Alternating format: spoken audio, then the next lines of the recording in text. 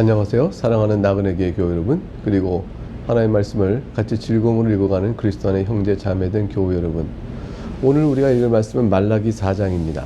말라기 4장은 사실 말라기 앞에 봤던 3장, 어제 읽었던 3장 13절부터 18절까지 이어지는 맥락에 붙여서 읽어야 될 부분이죠. 그래서 이제 원래 히브리어 성경은요, 말라기가 3장에서 끝납니다. 즉 4장에 오늘 읽을 6구절이 3장에 붙어 있는 것이죠. 내용이 전체가 하나의 단위라는 것을 알 수가 있습니다. 후에 이제 번역본들이 이제 4장의 6구절을 분리했는데, 성경은 원래 장 구분은 중세 13세기 초에 나타난 거예요. 스티븐 랭턴이라는 그 대주교가 구분해봤고, 장은 나눴지만 절은 또 상티 파그니니라는 분이 16세기 때 그때 또 이걸 나눴죠.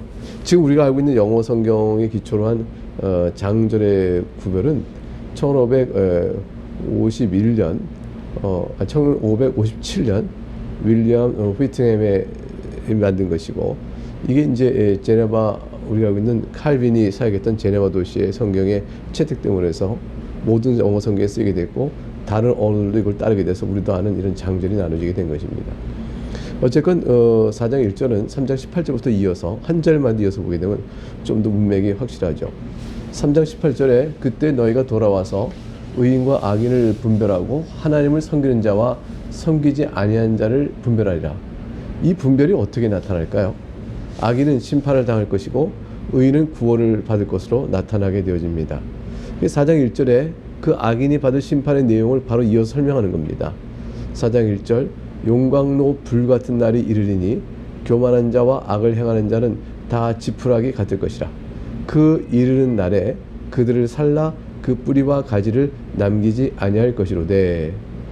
최후의 심판이 아직 실행되지 않은 지금은 번성하고 비록 그들이 악인들도 복된 것처럼 보여도, 사실 그날이 이르게 되어지면 그들이 이 세상 속에서 누렸던 영화와 영광은 한순간 사라지고 뿌리부터 잔가지까지 완전히 태워서 사라지게 될 것이라고 말씀합니다. 철저한 완전한 심판을 말씀하시는 것이죠. 그래서 이들이 이제 악인에게 용광로 불 같은 날이 이르게 되어지면, 그렇게 되면 4장 3절 볼까요? 2절 한번 건너뛰어서, 또 너희가 악인을 밟을 것이니 의인이 악인을 밟아버립니다. 그들이 내가 정한 날에 너희 발바닥 밑에 재와 같으리라. 만군의 여호와의 말이니라.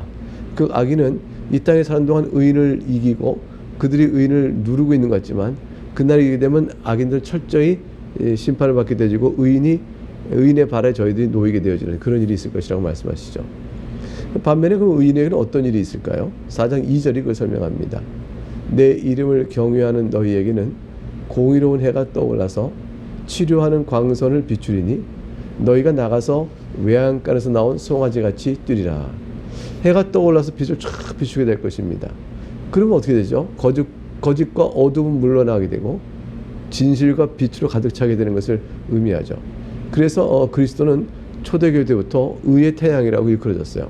그러니까 즉 공의로운 해가 떠올라서 빛을 쫙 비추게 될 때 불의는 사라지고 의의 빛이 쫙 비치게 되는 그 태양 같은 존재, 거기에 빗대서 그리스도를 의의 태양 이렇게 많이 표현했었죠. 그 4장 2절에 보니까 이제 다시 공의로운 해다 이렇게 돼 있죠. 이 공의로운 해가 그대로 한자로 말하면 공의로운 의, 해는 태양이죠.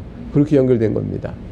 이 의의 태양인 공의로운 해는 하나님을 경외하는 자에게는 용서와 값없이 의롭다함을 주시는 하나님의 의가 전가되는 의의 태양인데, 근데 그리스도를 믿지 아니하고 회개치 아니하며 죄의 정욕 가운데 있는 자들에게는 그 의의 태양이 바로 그들을 정죄하는 정죄의 태양이 됩니다.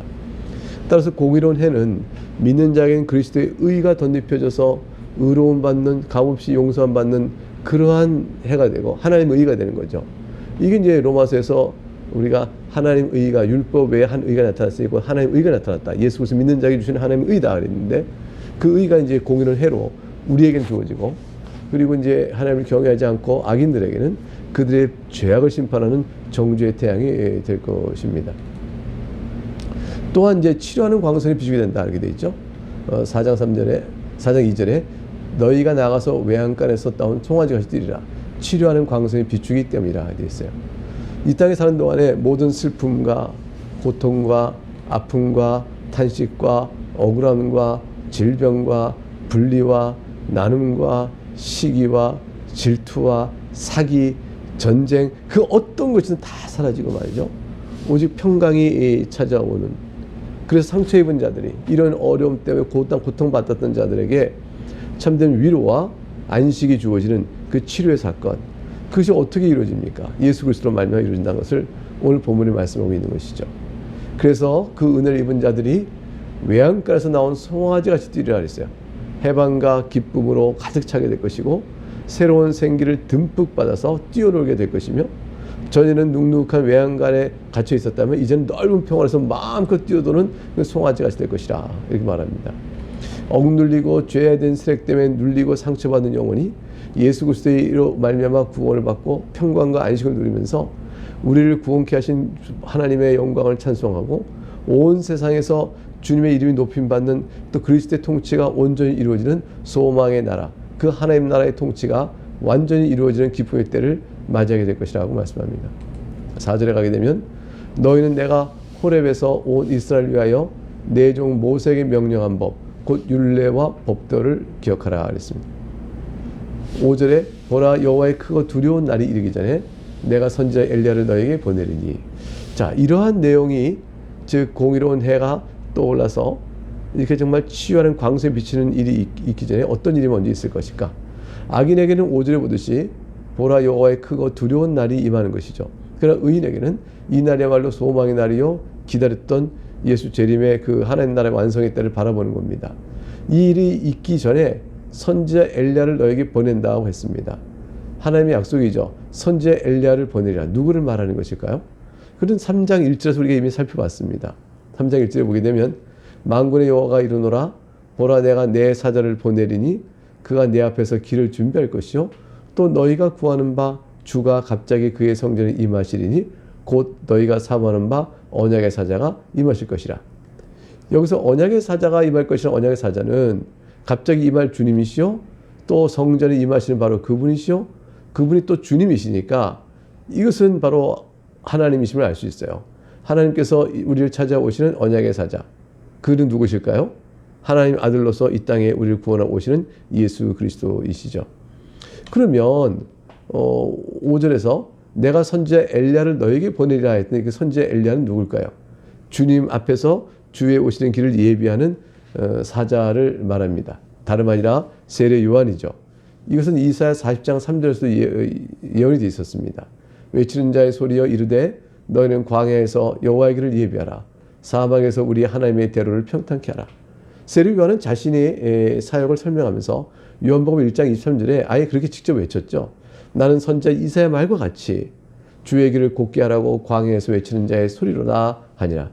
세례 요한은 외친 자의 소리요 주의 길을 예비하는 자임이 아주 분명합니다. 따라서 5절에 보라 여호와의 크고 두려운 날이 이르기 전에 내가 선지자 엘리야를 너에게 보내리라 하는 말씀은 바로 그 선지자 엘리야가 세례 요한인 것을 확증해 줍니다. 그렇죠. 그 마태복음 11장 10절에 또 14절에 기록된 바 보라 내가 내 사자를 네 앞에 보내느니 그가 네 길을 네 앞에서 준비하리라 하신 것이 바로 이 사람이란 말씀이니라. 만일 너희가 즐겨 받을진대 오리라 한 엘리야가 바로 이 사람이니라. 예수님께서도 이사야 40장에 나 있는 말씀이 바로 엘리야를 바로 세례 요한을 가리킨다고 확실히 주었습니다. 그런데 흥미로운 것은요. 요한복음 1장 21절에 가게 되면 세례 요한이 자신이 엘리야가 아니라고 그래요. 요한복음 1장 21절 또 묻되 그러면 누구냐? 네가 엘리야냐? 이르되 나는 아니라. 또 묻되 네가 그 선지자냐? 대답하되 아니라. 왜 세례 요한은 자신이 엘리야라는 사실을 인정하지 않았을까요? 그것은 유대인들이 네가 엘리야냐라고 물어볼 때 그때의 엘리야가 아니기 때문에요. 유대인들은 엘리야가 죽음을 보지 않고 하늘로 올라가지 않습니까? 근데 그가 다시 온다고 믿었죠. 하늘로 올라간 엘리야가 다시 올 것이다 하고 믿었던 그 엘리야가 아니기 때문에 너희들이 생각하는 그 엘리야가 아니다. 이렇게 말했죠. 너는 그 선지자냐? 선지자도 우리 이제 신명기 18장 15절에서 장차 이스라엘을 인도할 진정한 그 선지자가 있다 하는 그 선지자라고 물으니까 그건 아니라고 말한 겁니다. 세례 요한은 그러면 어떻게 엘리야 선지자가 될 수 있을까요? 누가복음 1장 17절에 그 말씀이 나옵니다. 즉 천사가 세례 요한의 아버지인 사가랴에게 네 아내 엘리사벳이 낳을 아이가 어떤 아이인가를 설명해 준 대목에서 이게 나오죠. 그가 또 엘리야의 심령과 능력으로 주 앞에 먼저 와서 아버지의 마음을 자식에게 거스르는 자를 의인의 슬기에 돌아오게 하고 주를 위하여 세운 백성을 준비하리라. 결국 엘리야 사역이라는 것은 그리스도의 오실 길을 예비하는 자로서 회개의 심령을 갖도록 일깨우는 것이 엘리야의 사명이에요. 그것이 이제 오늘 말라기야 4장 6절에 전반적으로 보게 되면 아버지의 마음을 자녀에게로 돌이키게 하고 자녀들의 마음을 그들의 아버지에게로 돌이키게 하리라. 이렇게 되어 있잖아요. 그 마음을 돌이키는 겁니다. 마음을 돌이켜서 누가복음 1장 17절에 그렇게 다시 읽어보면 또 엘리야의 심령과 능력으로 주 앞에 먼저 와서 아버지의 마음을 자식에게 거스른 자를 의인의 슬기에게 돌아오게 하고 주를 위하여 세운 백성을 준비하리라 이렇게 말씀했거든요. 그게 세례 요한 탄생 때에 예언되어진 말씀이에요. 근데 그 말씀이 바로 말라기 4장 6절에 나와 있는 말씀과 똑같은 것이죠. 결국은 자녀들의 마음이 또 의인의 슬기로움을 따라서 따라가면 순종의 복을 누리는 것이고 그 악한 길로 나가서 그 하나님 아버지의 마음이요 하나님의 법도에 어긋나면 불순종의 악에 빠지니까 즉 엘리야의 사역을 하러 온 세례 요한이 먼저 와서 그들의 마음이 경건한 조상들의 심령과 같이 바뀌어 올 수 있도록 준비시키는 일, 그게 엘리야 사역이라 할 것입니다. 이런 사역은 너무너무 중요한 것이죠. 말라기 4장 6절 하반절에 돌이키지 아니하면 두렵건대 내가 와서 저주로 그 땅을 칠까 하노라 하시니라.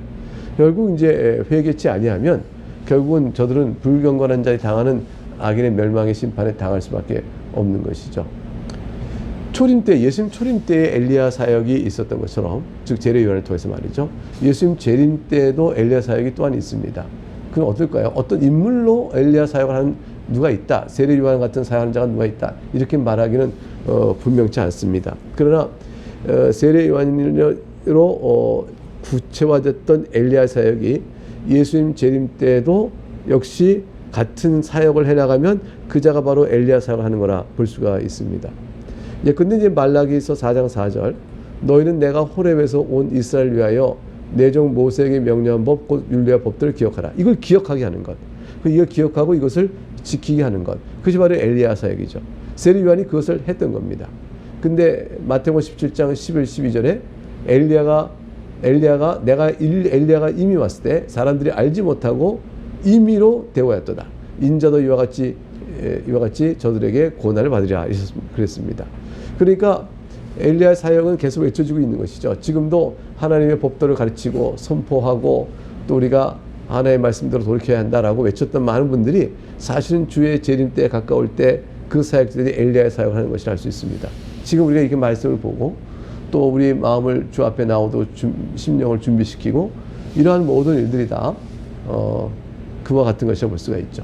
항상 있어 왔어요. 16세기 때 종교개혁 때 루터나 칼빈이 그랬고 존 낙스 그랬고 18세기로서는 웨슬레 또 휘필드 에드워즈 그랬고 오늘날도 지금 곳곳에서 주의 살아간 종들을 통해서 회개의 메시지와 하나님 앞에 나와서 예수 재림의 때 오실 그날을 바라보도록 이끄는 사역들, 그게 다 엘리야의 사역이라고 볼 것입니다. 예수 그리스도의 복음을 바라본다는 것, 그건 바로 주께서 우리 마음을 준비시켜 그리스도의 전적인 은혜의 약속을 바라보고 엎드리게 만든다는 것과 같은 거겠죠.